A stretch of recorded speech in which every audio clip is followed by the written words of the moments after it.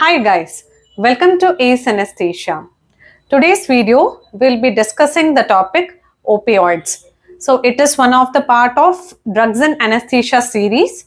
So in this video we'll be discussing about opioids, its classification, we'll be seeing about the opioid receptors, what is the mechanism of action and what are the effects of opioids and little bit details about the commonly used opioids, right?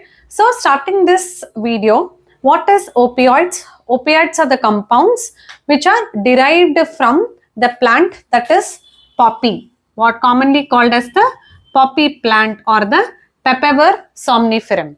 So the opioids can be classified based on their origin, that is the source of this opioids, right? They can be classified into natural, semi-synthetic and synthetic opioids.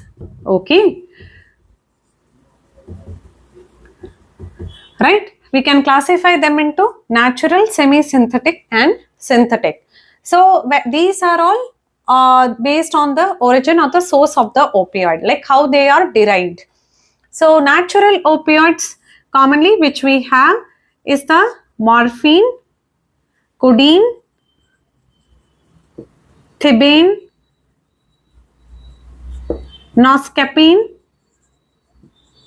So these are the naturally occurring opioids. Then the semi-synthetic opioids that are present, we can classify that the one that is commonly comes under this category is the heroin. Next, coming to synthetic opioids which are artificially synthesized. In this we have the drugs like fentanyl, right? So fentanyl, Remifentanil, Fentanyl, pentazocine. So these are the commonly occurring synthetic opioids. So this is how we classify the opioids based on their source. That is how they are processed or what is the origin, right? Another classification of the opioids is based on their actions. Okay, based on their actions, opioids can be classified into agonist.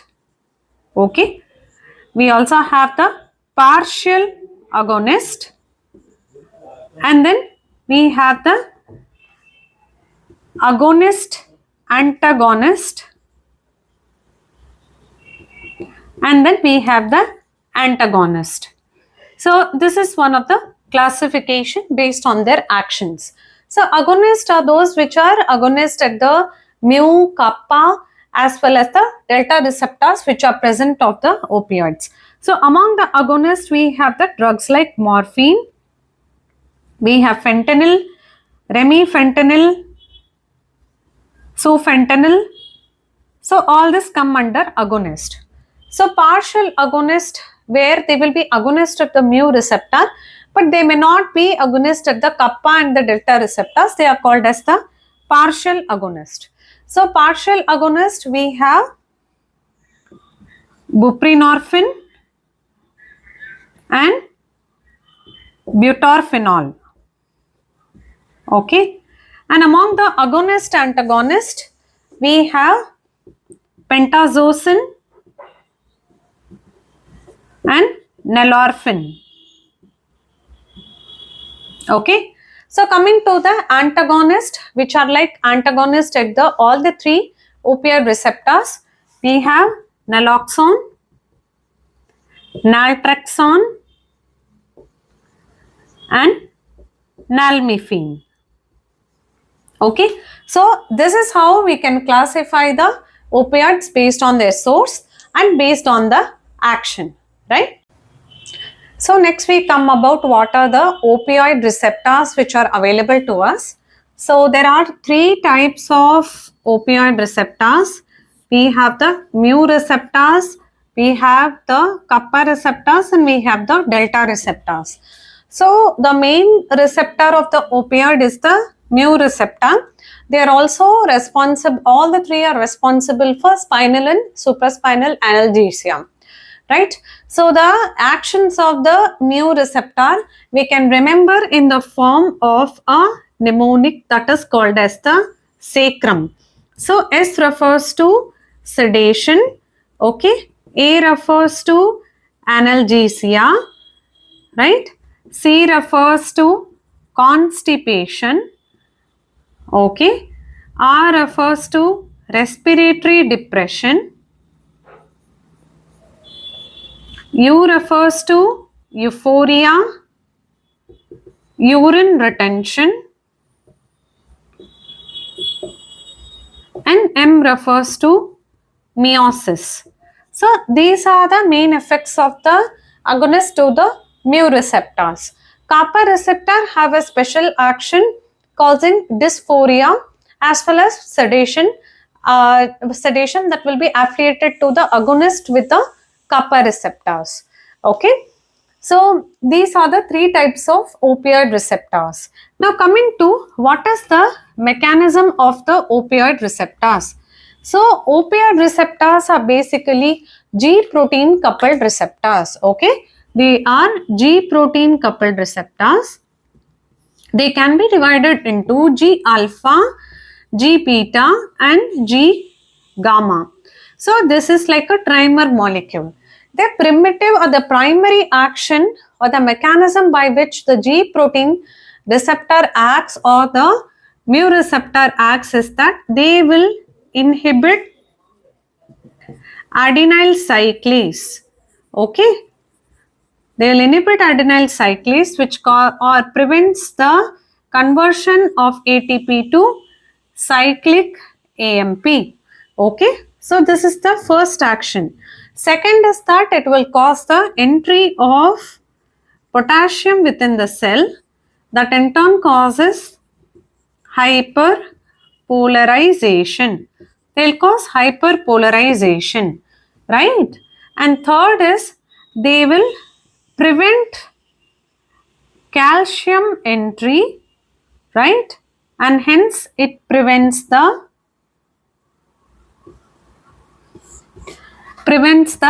action potential, okay, neuronal action potential.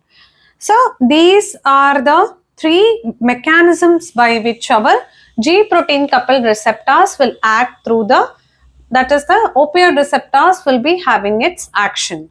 So these opioid receptors, these are mainly found in both the thalamus, hypothalamus, that is the substantia gelatinosa, periaqueductal gray matter, all this which are involved in the ascending analgesic pathway as well as in the descending pain pathways.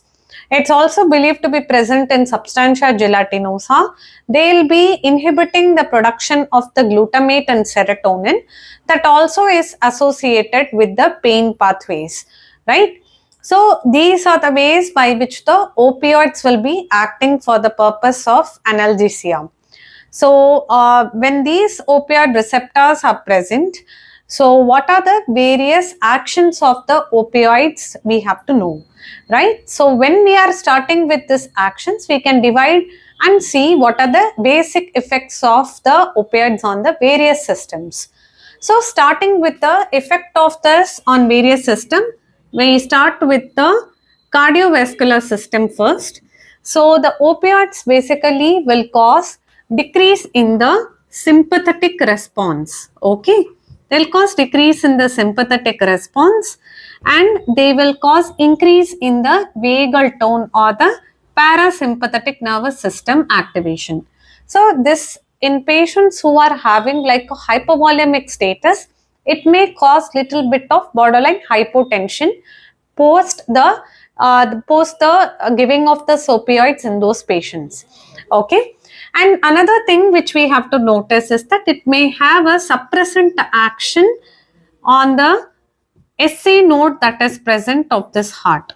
Okay, suppressant action on the SA node, it may cause what we call as the bradycardia, right? So this is also seen if you are administering opioids. So the effect of this is, first of all, it reduces the sympathetic response. It may cause marginal bradycardia, but there is no effect on the cardiac contractility as a whole. So no effect on contractility, but it may cause little bit of bradycardia. More it is prevalently seen in patients with hypovolemic state. So morphine that is present along with inhalational anesthetics as well as with nitrous oxide may have borderline cardiodepressant action. Okay. And another important effect on this is the histamine release that is seen with opioids like morphine.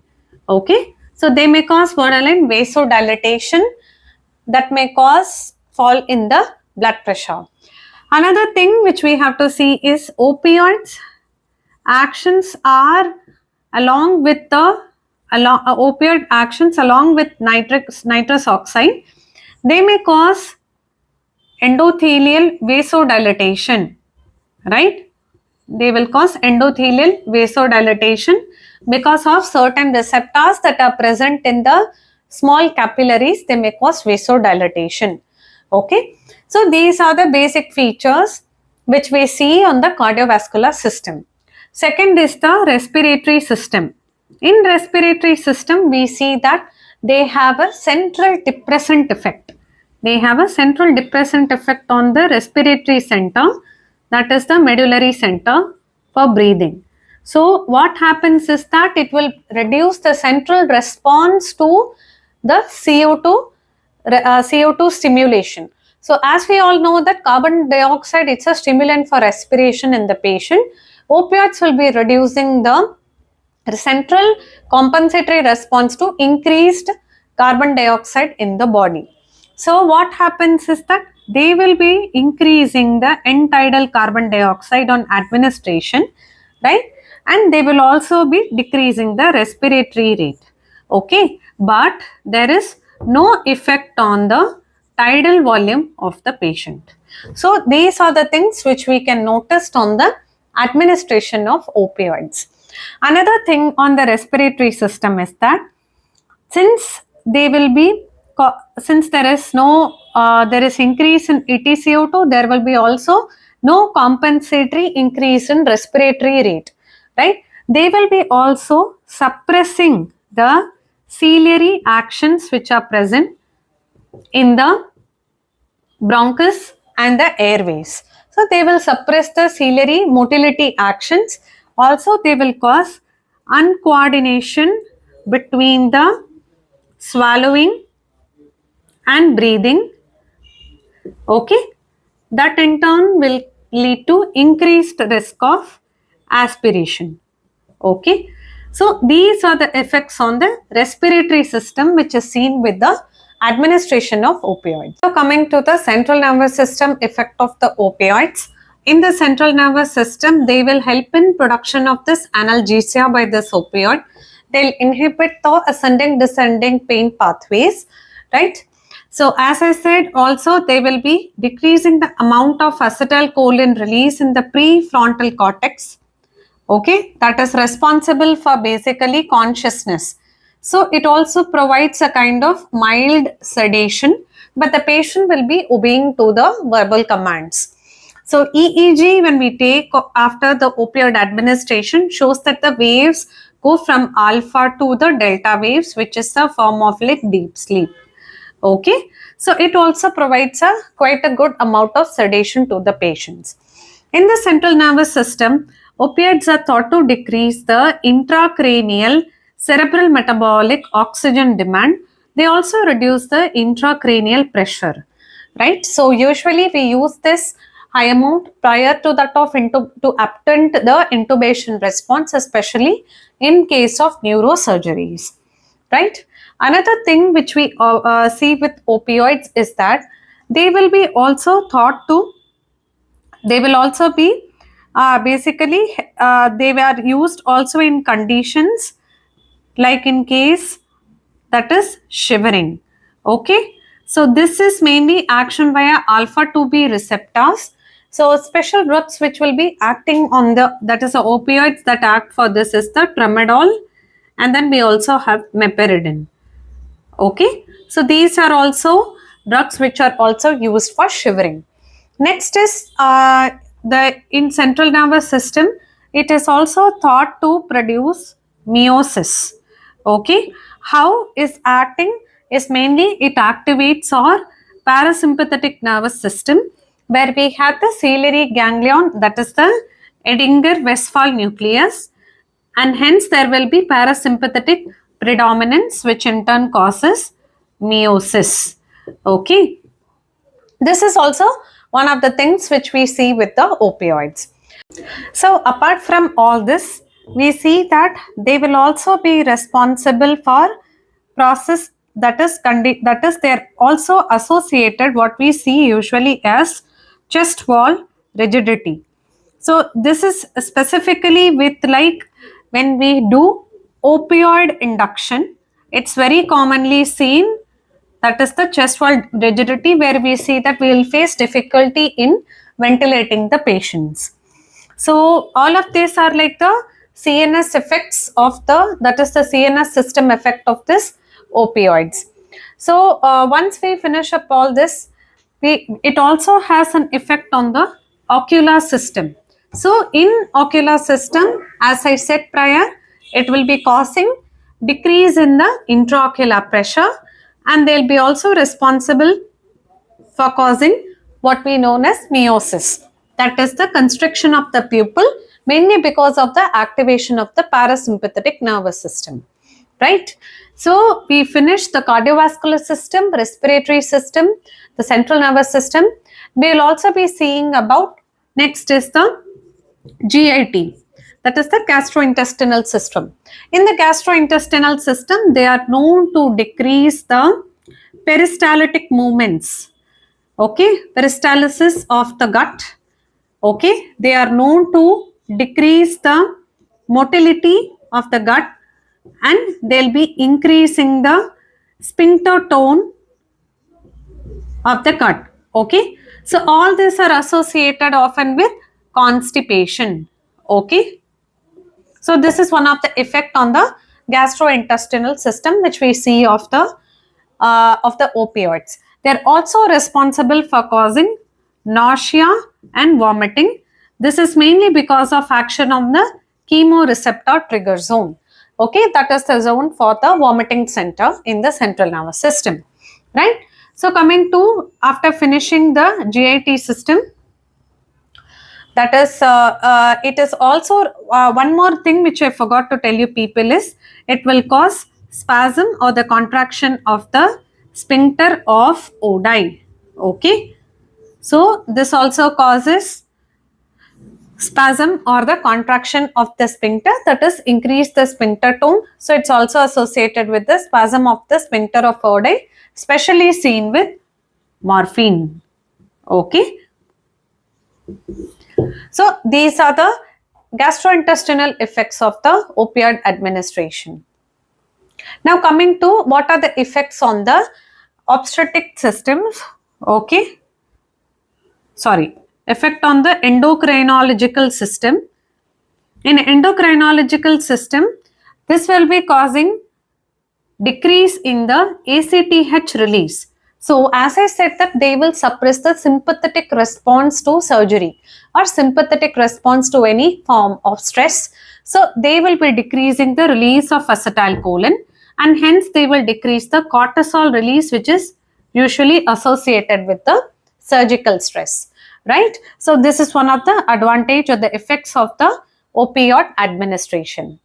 Apart from this, whenever we give opioid, they are known to cause increased incidence of pruritus, especially in obstetric patients. And another thing which we observe is that, especially when we use it in obstetric patients, there is a transfer of this opioid through the placental barrier into the neonates. That's usually seen with decreased Apgar score and neonatal respiratory depression affiliated to it. So it has been always recommended to use less amount of opioids as possible in obstetric patients.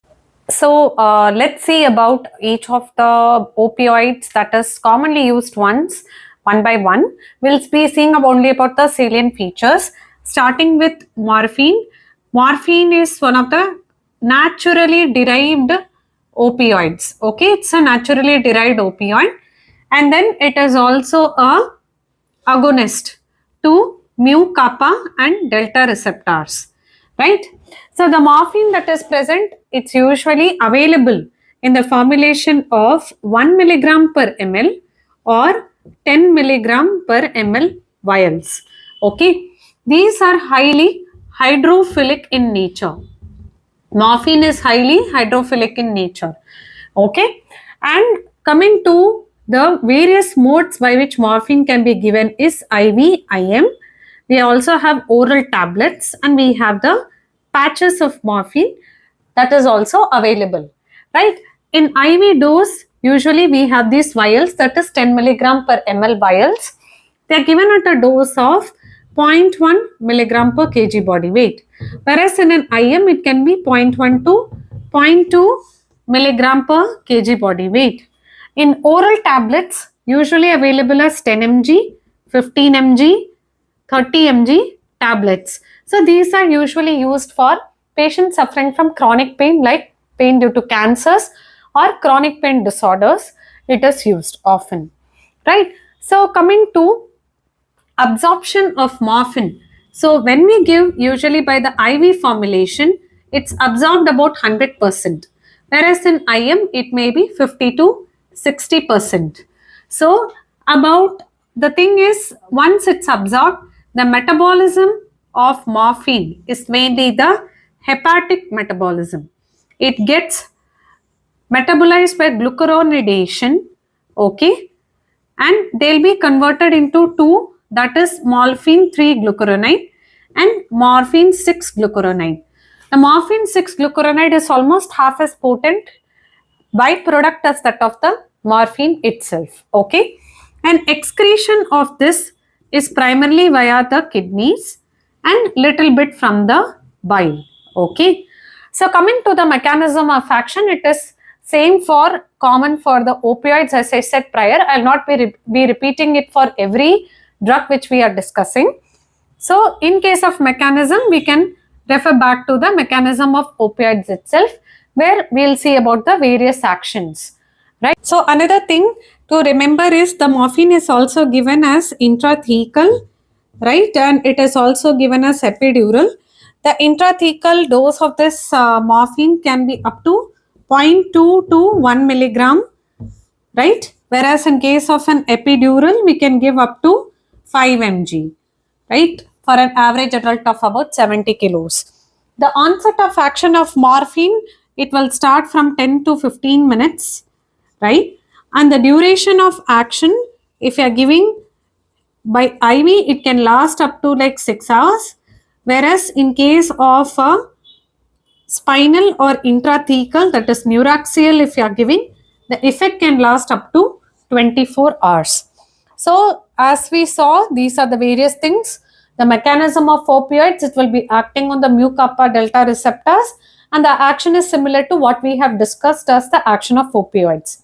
Effect on the various systems also we can describe one by one. Particularly, it is a CNS stimulant. It is also it causes histamine release that may cause sometimes bradycardia in patients, as well as allergic reaction and hypotension in the patients. They are often also associated with, they will also be usually associated with a decrease in the respiratory rate of the patient. They provide prolonged sedation and analgesia, and they will also be causing spasm of the sphincter of Oddi. They cause pruritus. So these are the effects of opiates which we have discussed prior also, right? So second drug which we'll be discussing is the Pethidine. Pethidine that is present, okay, they will be having action on both the mu as well as the kappa receptors, right? So Pethidine will be having action on the mu as well as the kappa receptors, okay. So Pethidine, that is usually it is given at a dose of 1 milligram per kg body weight, okay. So the action of this Pethidine, it will be similar to that of what of the opioids we have discussed prior. One of the differences which we see with Pethidine is that sometimes it may cause increase in this heart rate. It may decrease the myocardial contractility, okay. myocardial contractility that may be usually seen with pethidine. Okay. One more thing is that pethidine also often associated with what we call as the serotonin syndrome. Okay. So serotonin syndrome means patient may experience symptoms of tachycardia, hypertension, diaphoresis. Okay. And all these symptoms along with disorientation. So these are usually seen in patients associated with intake of monoamine oxidase inhibitors. Okay, so these are the important points which we have to remember regarding this pethidine. Okay, it is available in the form of 50 milligram per ml solution. Okay, next we come to fentanyl. So as we all know, fentanyl is one of the commonly used opioid which we use in everyday life for purposes of administration of anesthesia. So fentanyl which we see, that is about 100 times more potent than that of morphine. So potency of fentanyl is very high. It is a synthetic opioid. Okay, it's a synthetic opioid. Fentanyl is also available in the form of IV solutions. One more thing to remember about fentanyl is that it is highly lipophilic in nature. Okay, so fentanyl can be administered IV, IM. It's also available as intranasal sprays. Okay, and they can be also administered intrathecal or epidural. Okay, so the fentanyl is usually available in the form of solution of 50 mcg per ml. Okay, usually in the form of 2 ml vials or 10 ml vials they will be available. Okay, so in a 2 ml vial the total dosage will be 100 mcg. The dose of this fentanyl for the purposes of induction dose of fentanyl will be 1 to 2 milligram mcg per kg body weight will be the induction dose of fentanyl. It is also available in the form of sprays of 100 mcg, 200 mcg and 300 mcg per spray. That is, these are the dosimeter doses available for intranasal sprays of fentanyl. Okay, fentanyl patches are also available in the form of 25 mcg, 50 mcg per hour patches. So these are also used for post-operative pain, or they can also be used for patients with chronic pain. So these patches, the duration of that is onset of action starts about after 4 hours, and they will be the duration, total duration of action can be up to 48 to 72 hours. So when we administer through IV, the onset of action of fentanyl onset will be within like 5 minutes, right? And the duration of action for fentanyl will be about 30 to 60 minutes. Okay. So these are the various things or the facts which we have to know about the what formulations or what are the various routes we can give fentanyl, right? Then we will come to what is the, like when we give by it is about what is the availability of this fentanyl. It is about 40% protein bound. Okay, 40% protein bound. Metabolism of this fentanyl is by the hepatic metabolism. Okay, and excretion of this fentanyl, it is by the kidneys. Okay, so these are the things which we have to remember regarding the what are the various forms it's available, the dosages, and also what is the pharmacokinetics of the drug. We'll be seeing about remifentanil. Remifentanil is also a newly invented drug that is present. It's a ultra short acting opioid. Okay, so this is one of the ultra short acting opioid.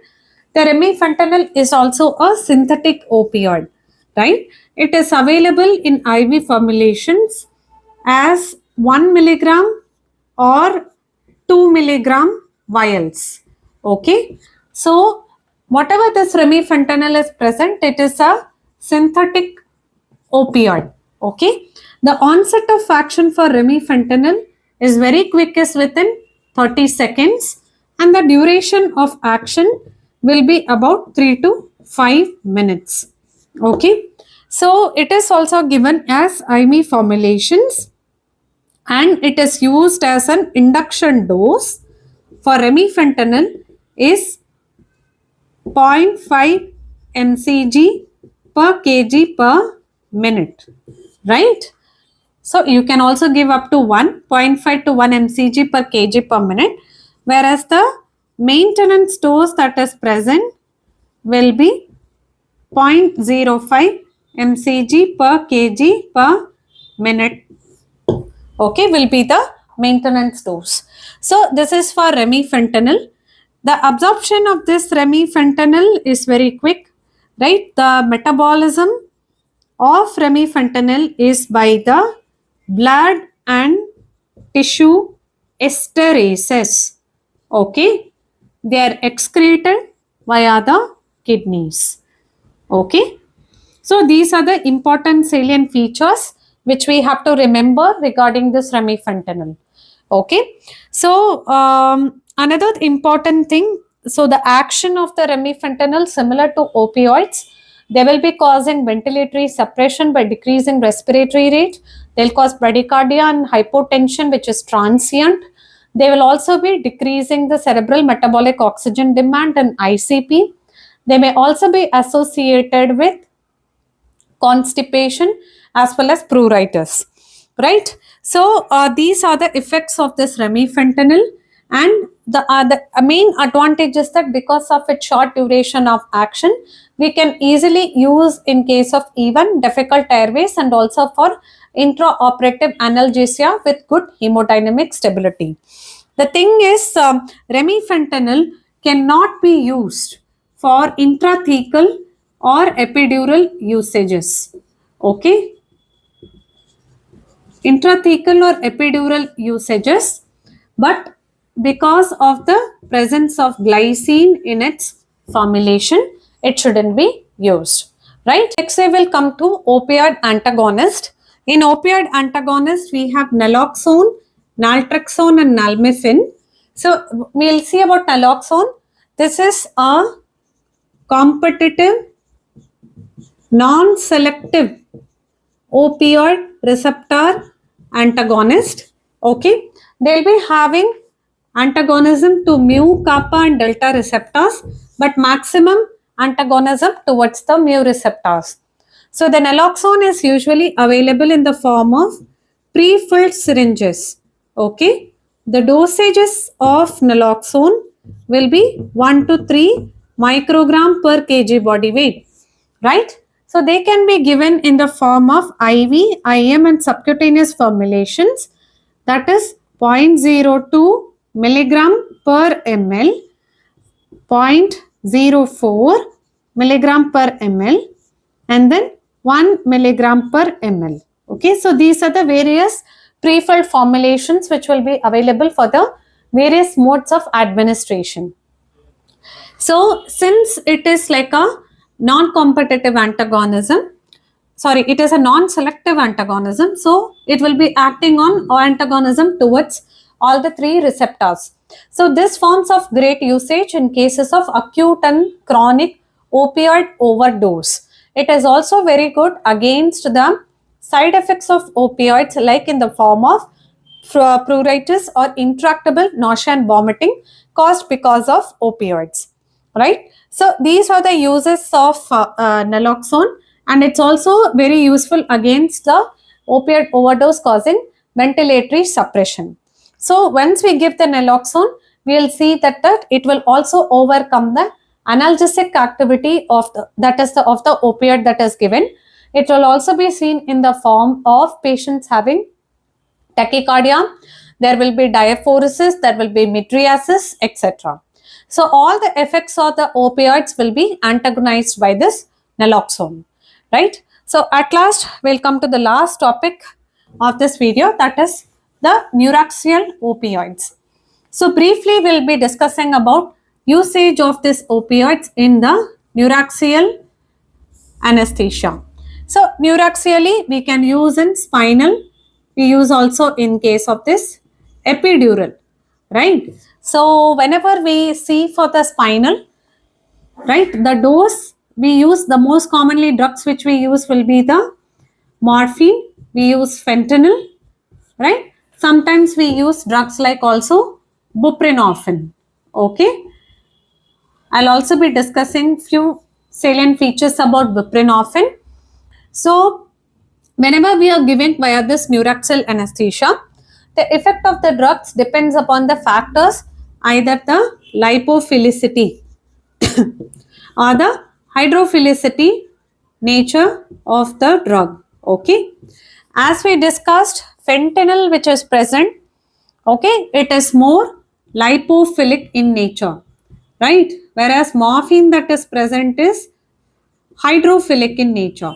So whenever a drug is lipophilic in nature, right, the onset of action and the duration of action, because it is lipophilic, it will be more affiliated to the epidural fat, right, and it will be getting absorbed by the system faster, okay?